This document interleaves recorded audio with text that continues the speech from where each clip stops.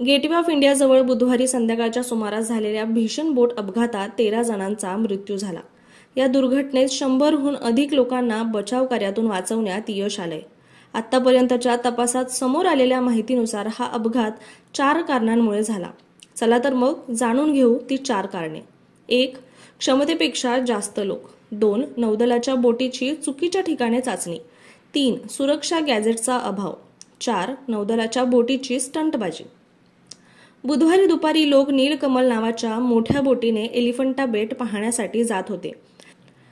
जेव्हा ही दुर्घटना घडली तेव्हा नीलकमल बोटीत 120हून अधिक लोक होते, मात्र बोटीची क्षमता केवळ 80 होती। अपघाताला जबाबदार असणाऱ्यांवर कठोर कारवाईची मागणी पीडित कुटुंबियांकडून केली जाते। या अपघाताबाबत नौदलाचे वक्तव्यही समोर आले आहे। त्यात त्यांनी नौदलाच्या स्पीड बोट इंजिनची चाचणी सुरू असल्याचे सांगितले।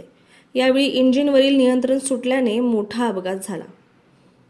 नौदलाची हायस्पीड बोट नीलकमल बोटीला धडकल्याने बोटीला छिद्र पडल्याने बोट समुद्रात बुडू लागली। बोटीवर पुरेशी सुरक्षा साधने नसल्याने लोक पाण्यात बुडत होती।